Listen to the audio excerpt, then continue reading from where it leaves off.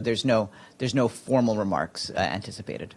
And on Gaza, can you give us an update on what's happening with fuel deliveries? A little while ago, the situation was dire. Things were being rationed.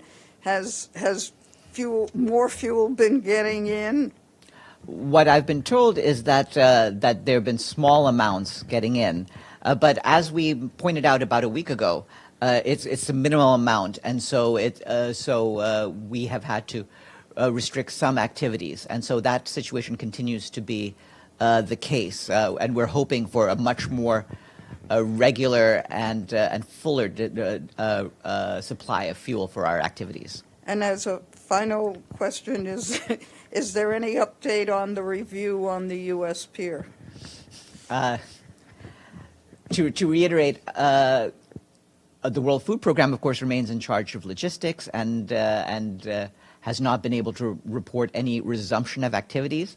And our security colleagues are still working to ensure that secure conditions for humanitarian work can be reestablished.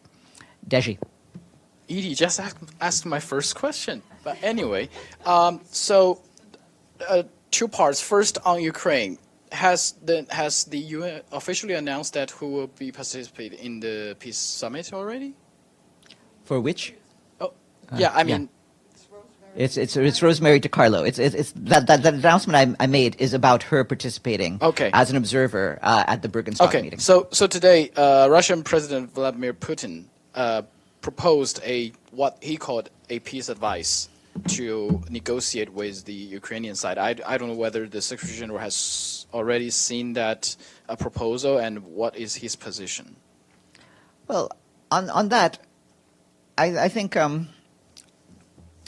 what we can say about that is what we've been saying, that what we want to see in Ukraine is peace based on the United Nations Charter and the relevant resolutions of the General Assembly and in accordance with international law. Okay, and then on Gaza, yesterday Ms. Gamba said the CAC report is a action-originated report, so she will engage with the parties on that list. Has she ever in contact with Israeli government?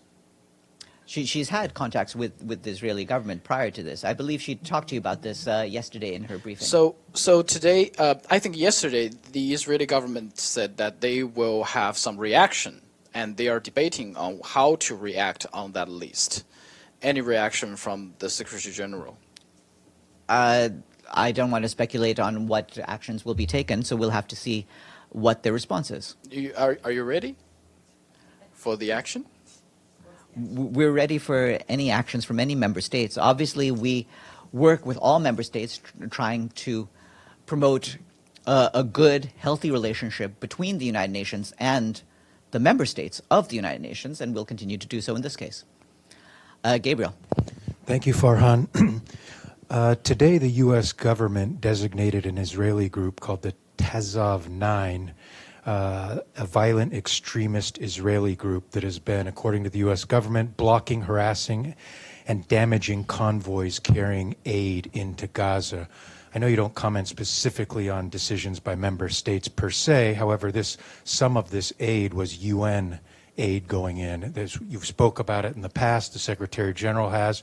What is the hope now that this designation might assist in radical Israeli groups attacking aid going into Gaza from the UN?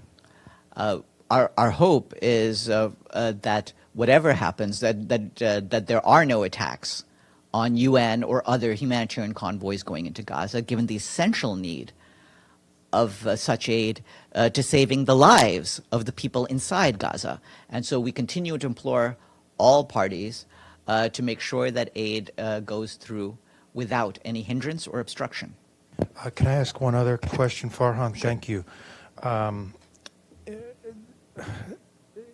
There are reports that the U.S. might have to dismantle this floating pier again in the coming hours or days. You get a lot of questions about this pier. How would the Secretary General characterize how it's working? There have been humanitarian organizations that have said publicly it's just become a very expensive distraction. Would the Secretary General concur to some degree with that characterization? I'll just repeat what we've been saying. This has been an additionality to our aid efforts in terms of getting aid in. So we welcome it in that regard, but we have never relied on it as the main way of getting aid in, given the imperative need, in particular, to get aid in by road. Sharife.